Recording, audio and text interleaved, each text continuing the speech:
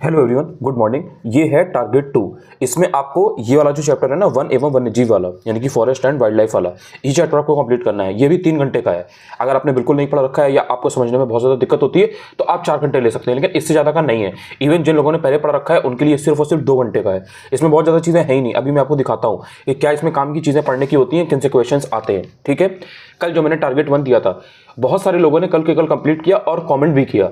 तो आप देख सकते हो कि आप कमेंट्स जाके चेक भी कर सकते हो। अगर आपको लग रहा हो कि नहीं, लोग नहीं पढ़ रहे हैं, तो लोगों ने पढ़ना और टारगेट को कंप्लीट करना शुरू कर दिया है। अगर आपने शुरू नहीं किया है तो आप भी करिए, आपको भी फायदा होगा। वरना लोग तो पढ़ ही रहे हैं, किसी को कोई फर्क नहीं पड़ता। लोग अपना जिनको कंप्लीट करना है वो चीज़ें कर रहे हैं। बात करता हूँ, देखिए सबसे पहले इसमें आपको मिलता है कि वन एंड उसके प्रकार, यानी कि कितने टाइप के फॉरेस्ट होते हैं और उसके क्या क्या उसमें डिफरेंस होते हैं, क्या क्या उनकी कैरेक्टरिस्टिक होती है। ये यहाँ से लेकर के, ये जो ये है ना, यहाँ से लेकर के आपको ये पीछे ये यहाँ पेज तक, बस यहाँ तक इतना आपको पढ़ लेना है। इसमें क्या है ना, इसमें आपको जो डिफरेंट टाइप के फॉरेस्ट होते हैं उनके बारे में बताया गया है। अब एक बात ध्यान रखना, इससे आपका फैक्चुअल क्वेश्चन नहीं आएगा, इससे आपके कॉन्सेप्चुअल क्वेश्चन आएंगे। जैसे 2 स्टेटमेंट वाले जो क्वेश्चन आते हैं ना, जिनको लेकर के आप बहुत ज़्यादा परेशान रहते हो, क्योंकि 11 फरवरी को जो पेपर हुआ था जिसमें पेपर लीक हो गया था, तो उसमें आपने देखा होगा स्टेटमेंट वाले क्वेश्चन बहुत आए हुए थे। तो ये वाला जो चैप्टर है ना, इससे स्टेटमेंट वाले क्वेश्चन आएंगे। तो इसमें आपको एग्जैक्ट फैक्ट को रखने की जरूरत नहीं है, लेकिन जो कॉन्सेप्ट है वो आपको समझ में आना चाहिए। कॉन्सेप्ट का मतलब क्या है? कॉन्सेप्ट का मतलब ये है कि जैसे मान लीजिए कि उष्णकटिबंधीय आर्द्र सदाबहार वन है, ठीक है, सब ट्रॉपिकल, ट्रॉपिकल, इस टाइप के जो भी फॉरेस्ट है या फिर जो आपके डेसिडुअस वाले होते हैं, तो उनमें आपको ये ध्यान रखना है कि डिफरेंस क्या होता है। डेसिडुअस किसको बोलते हैं, ट्रॉपिकल किसको बोलते हैं, जो टेम्परेट वाले होते हैं, जो ठंडी जगहों पर होते हैं। जैसे मान लीजिए कि देवदार है, पहाड़ वगैरह पे देवदार होता है, चीड़ होता है, तो ये सब किस कैटेगरी में आते हैं। और जो मध्य प्रदेश वगैरह में होते हैं या जो यूपी में होते हैं जंगलों में पेड़, वो किस कैटेगरी में आते हैं। अगर आप चले जाओ अंडमान निकोबार की साइड, अगर आप चले जाओ सुंदरबन की साइड, अगर आप चले जाओ कच्छ के रण की साइड, तो वहां पर किस टाइप के मिलते हैं। तो बस ये जो डिफरेंस है ना, ये अगर आपको पता है तो कॉन्सेप्चुअल चीजें जो आप इससे रिलेटेड आती हैं उनको सही कर ले जाओगे। इसमें आपको तरह तरह के दिए हुए हैं। अब इनकी आपने सबकी अगर 3-3, 4-4 कैरेक्टरिस्टिक जो दी गई है, जैसे यहाँ पर दी गई है, ये दी गई है, ये दी गई है, अगर आपने इनको पढ़ लिया तो बस इसके बाहर से आपका कुछ नहीं आता है। इसी में आपकी एक कैटेगरी दी गई है मैनग्रोव की, यहाँ पर ये आप देख सकते हो। तो ये मैनग्रोव के बारे में आपने बस इतना सा है यहाँ पर ये पढ़ लिया तो आपको पता चल जाएगा कि मैनग्रोव सबसे ज्यादा कहाँ पर है, उसका जो कंसंट्रेशन है वो सबसे ज्यादा कहाँ पर है। वेस्ट बंगाल में है, आंध्र प्रदेश में है, गुजरात में है, कि तमिलनाडु में है, कहाँ पर है। सुंदरबन, वेस्ट बंगाल उधर साइड है कि नहीं। तो इससे आपको पूरे भारत के अंदर ये आइडिया लग जाएगा कि किस स्टेट में या किस एरिया में किस तरीके के जो आपके वृक्ष होते हैं, मतलब फॉरेस्ट होते हैं, वो हैं या नहीं। जैसे अंडमान निकोबार है, लक्षद्वीप है, तो उसमें किस तरह के होंगे, क्योंकि वहां पर बारिश कहां पर कितनी ज्यादा होती है। तो मतलब थोड़ा थोड़ा आइडिया आपको चीजों का लगेगा, वही आपका कॉन्सेप्ट बिल्डिंग करेगा। उसके बाद यहाँ पर जितनी भी चीजें आपको देखने को मिल रही है ना, वो इसी से रिलेटेड क्वेश्चन है, कोई नई चीज नहीं है, ये आप देख सकते हो। ठीक है, उसके बाद दूसरा जो सबसेक्शन है वो आता है वनों से लाभ एवं वनों के उपयोग, यानी कि क्या इनसे बेनिफिट्स हैं और कैसे इनका यूज किया जा सकता है।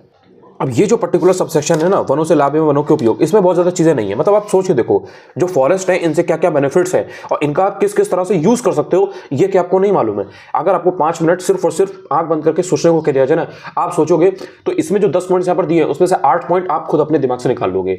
मतलब ये इतनी बेसिक चीज है कि इट्स जस्ट कि जो आपने नॉलेज अभी तक आपके पास आपने गेन कर रखी है, जो भी आपने पढ़ रखा है, जो भी आप इतना समय तक मैच्योर हुए हो, उसके बेसिस पे आप इस चीज का आंसर कर सकते हो। इसके लिए आपको बहुत ज्यादा कोई चीज पढ़ने की जरूरत नहीं है, और ये है भी बहुत ज्यादा नहीं, बस यहाँ से लेकर के यहाँ तक है। तो इतने में आपने बस उसको एक बार रीड भी कर लिया ना, तो आपको इसका आ जाएगा, ये तो वही होता है। इसका इस तरह से टिम्बर मिलती है, इससे डिफरेंट तरह के ऑयल मिलते हैं, इससे डिफरेंट तरह की लेटेक्स मिलती है, जिससे बहुत सारी चीजें बनती है, बहुत सारी दवाइयां बनती है। उसमें आप कुछ एग्जाम्पल दे दोगे चीजों का, तो बेसिकली वो ये चीज है। ठीक है, इसी के 4-5 यहाँ पर आपको क्वेश्चन दिए गए हैं, ज्यादा है भी नहीं। इसके बाद में बात आती है वनोन्मूलन एंड उसके प्रभाव, यानी कि जो डिफॉरेस्टेशन कर दिया जाता है, जंगल वगैरह जो काटे जाते हैं। आपने देखा ही होगा, आजकल आप पहाड़ों पर जाओगे, उत्तराखंड जाओगे, हिमाचल जाओगे, जम्मू जाओगे, तो आपने देखा होगा कि जो वहाँ पर फॉरेस्ट वगैरह है, जो जंगल है, जो पेड़ है, उनका कटाव बहुत ज़्यादा होता है। क्योंकि आपको पता है बहुत ज़्यादा होटल्स बन रहे हैं, रेस्टोरेंट बन रहे हैं, इंडस्ट्री पूरा एकदम बन रही है। तो टूरिज्म इंडस्ट्री के चक्कर में लोग इतना ज़्यादा जैसे आते भी हैं, तो अपना भाई सबको पैसे कमाने हैं, सबको प्रॉफिट कमाना है, तो वहाँ पर अब जंगल और पेड़ काटे जा रहे हैं। तो आपने इससे रिलेटेड जो एपिको मूवमेंट है, या जो पहले आपकी जो उत्तराखंड में चली थी, जिसमें आपने देखा होगा चिपको आंदोलन चला था, बहुत पॉपुलर था वो, तो उसके बारे में अक्सर बात होती रहती है। वही सब चीजें इसमें आती है। और अगर आप डिफॉरेस्टेशन करोगे, वनोन्मूलन करोगे, तो उसके प्रभाव क्या है, क्या इंपैक्ट पड़ेगा, कैसे क्लाइमेट चेंज होने वाला है, कैसे जो ऑक्सीजन कार्बन डाइऑक्साइड का जो कंसंट्रेशन है वो बदलता है, कैसे वो सोसाइटी में लोगों को, समाज को इंपैक्ट करता है, लोगों को कितना वो हानिकारक है। यही सारी चीज़ें आपको इसमें देखने को मिलती है। तो बस इसका कॉन्सेप्ट यहाँ पर ये भी यहीं तक दिया हुआ है ये, ठीक है। इसको आपने एक बार पढ़ लिया, उसके बाद आपके जितने ही 4-5 क्वेश्चन है, मतलब ये कुछ भी नहीं है, मतलब ये हार्डली 15 से 20 मिनट का है। मैं तो आपको समझा रहा हूँ, इसलिए आपको एक एक चीज़ बता रहा हूँ कि ये इसमें है, इसमें ये नहीं है। लेकिन जब आप इसको करोगे ना, खुद से करोगे, तो इसमें 15-20 मिनट से ज़्यादा नहीं लगने हैं। इसके बाद आप आगे आ जाओगे राष्ट्रीय वन नीति 1952। इसको ये फैक्चुअल है, ये आपसे डायरेक्ट पूछेगा। इसमें 2 स्टेटमेंट की फॉर्म में भी पूछ सकता है और ऐसे भी पूछ सकता है। इतना सा बस है। इसको आपने अगर 10 मिनट ढंग से पढ़ लिया और इसका जो ईयर है वो याद रख लिया, हो गया ये। इससे रिलेटेड जो क्वेश्चन होंगे बस वो यहीं के यहीं आ जाएंगे। उसके बाद में बात आती है भारतीय वन स्थिति रिपोर्ट 2021, यानी कि जो forest Indian forest survey report है 2021 की। अब ये मत पढ़ना भाई, 2024 आ चुका है, अब इसका पढ़ने का कोई लॉजिक नहीं है। ये जो पर्टिकुलर टॉपिक है ना, ये आता है करंट अफेयर्स में, यानी कि जो करंट में रिपोर्ट आई होती है उससे रिलेटेड चीज़ें पूछते हैं। लेकिन अब ये 2021 की रिपोर्ट है, कब तक इसको बनाएंगे? तो आयोग वाले भी अब इससे रिलेटेड क्वेश्चन उन्होंने कम कर दिए हैं। एक बार जो पुरानी नॉर्मल रीड करने की बात होती है तो वो तो आपने पहले भी पढ़ रखा है, आप एग्जाम तो दे ही रहे हैं, या आपने इधर भी 1-2 एग्जाम तो दिया ही है पुराने, या उनके अपने PYQ सॉल्व किए, तो वो डेटा अगर आएगा तो वो आपको याद ही है। नया डेटा बहुत ज़्यादा मतलब इसमें ऐसा कुछ है नहीं, तो उसके पीछे आपको भागने की जरूरत नहीं है। एक बार बस बेसिक देख लीजिएगा।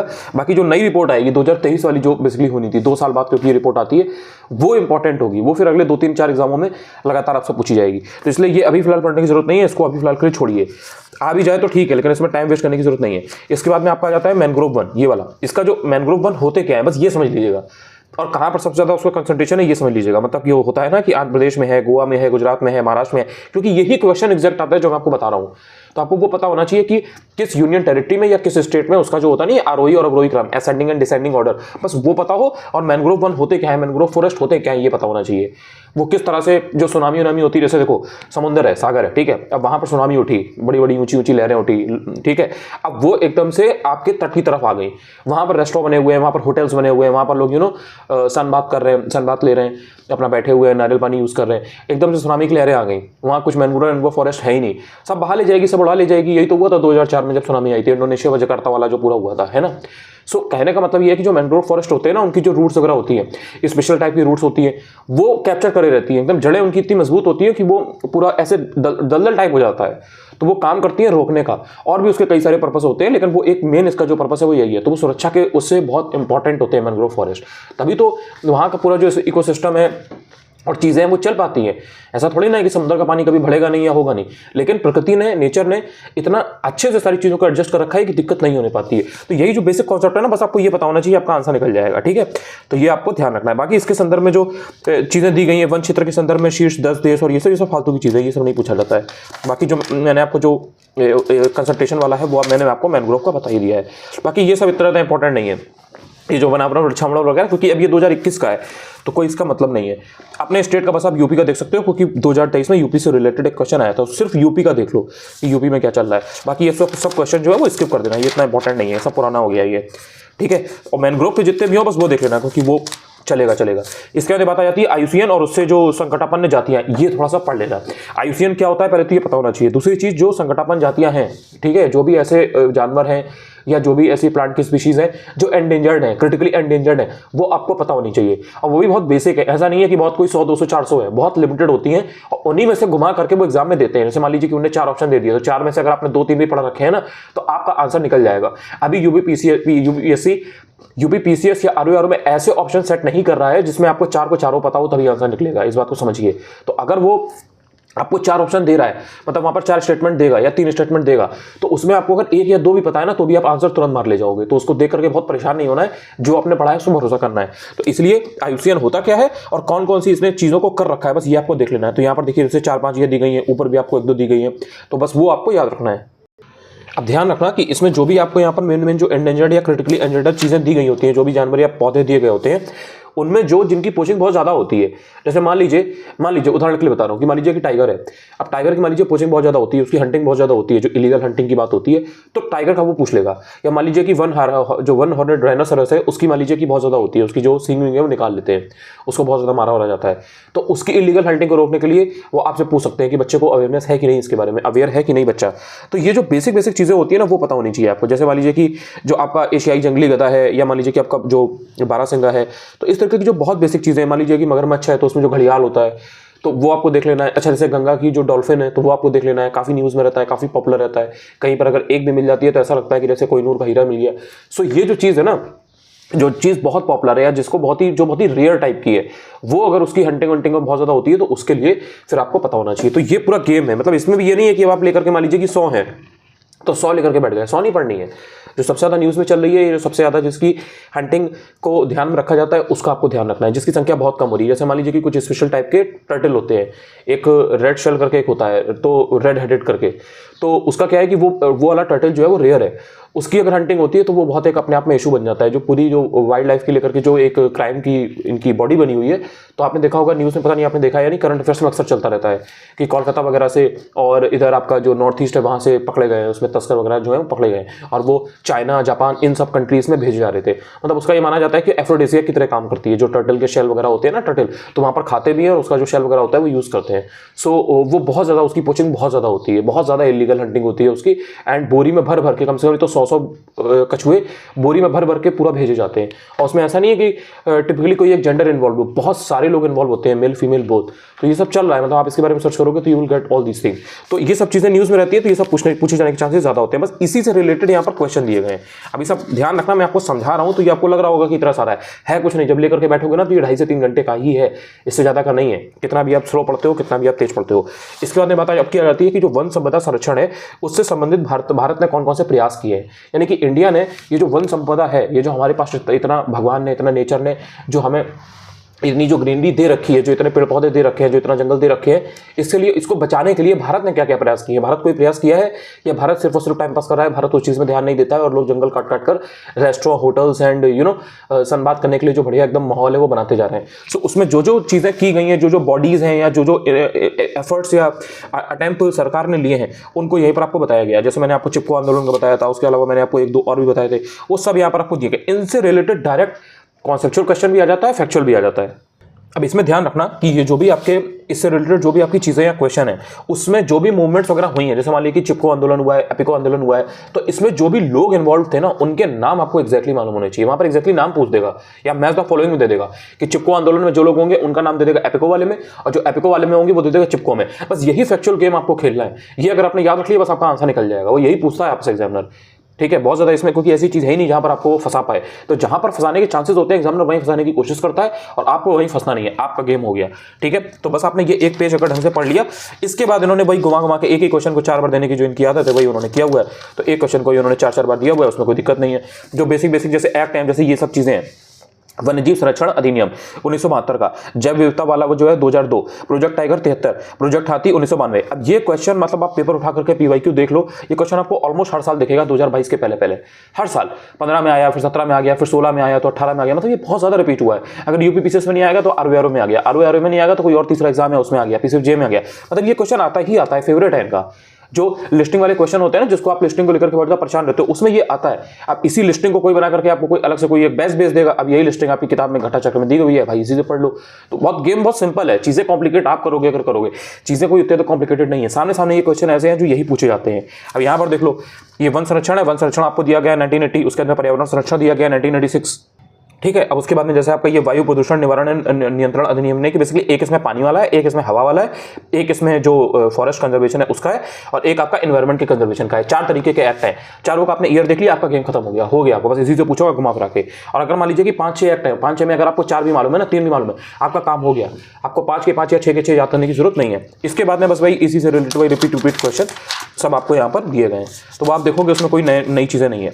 अब वन संरक्षण से रिलेटेड वैश्विक प्रयास किया गया है, उसमें ये कंट्री अंट्री सब देखने की जरूरत नहीं है कि किस कंट्री में क्या है। भाई सेशेल्स हो गया, तुवालू हो गया, पलाऊ हो गया, गैबन हो गया, भाई इतनी कंट्री है। सभी कंट्री में थोड़ी ना देखोगे बैठ के कि कितना परसेंटेज क्या फॉरेस्ट का है। भाई होने तो हमें क्या मतलब, भारत का पता होना चाहिए। ज़्यादा से ज़्यादा साउथ एशिया का देख लो, जैसे कि इंडोनेशिया, इधर आपका जो श्रीलंका है, पाकिस्तान है, चाइना है, बस इनका देख लो। बहुत ज़्यादा इनका अगर देखना है तो बाकी वर्ल्ड में सबसे ज़्यादा देख लो, सबसे कम देख लो बस। अब ये नहीं कि सारी कंट्री के देखने बैठ गए, गिनी बिसाऊ को देखने बैठ गए, या लाओस है, गुयाना है, फिनलैंड, ये सब कोई मतलब नहीं है। बाकी इसके अलावा जो वर्ल्ड लेवल पर जो प्रयास किए जाते हैं वन संरक्षण के लिए, फॉरेस्ट कंजर्वेशन के लिए, बस उनको देख लेना है। मतलब इसमें जैसे कुछ बॉडीज़ हैं, जैसे मान लीजिए कि United Nation Convention to Combat Desertification, UNCCD. तो इसको देख लिया कि भाई ये क्या है, कब बनी थी, कहाँ पर इसका हेडक्वार्टर है, ठीक है। उसके अलावा WWF क्या है या क्या करता है। इसी तरीके से मान लीजिए कि वाइल्ड लाइफ को बचाने के लिए या कंजर्वेशन को बचाने के लिए जो जो इंपॉर्टेंट डे कॉमेमोरेट किए जाते हैं, जैसे मान लीजिए कि वर्ल्ड वाइल्ड लाइफ डे मनाया जाता है तो ये कब मनाया जाता है, फॉरेस्ट डे अगर मनाया जाता है तो कब मनाया जाता है।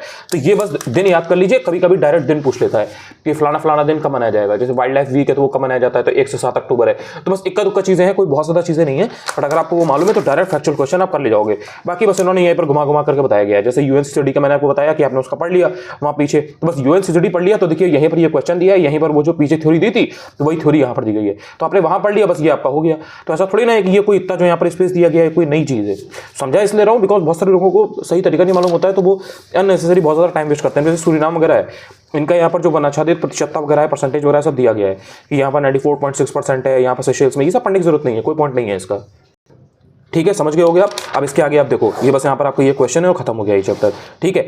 अब ये चैप्टर एक्चुअल में 35-35 पेजेस के आसपास का था, लेकिन इसमें कितना पढ़ने की चीजें थी, कहाँ से क्वेश्चन आते हैं, मैंने आपको बता दिया है। उसके बाद में अगर विश्वास ना हो तो PYQ उठा करके देख लेना, you will get to know कि जो मैंने बताया है वो कितना काम करता है, कितना रिलेवेंट है और किस तरह से पढ़ना होता है, ठीक है।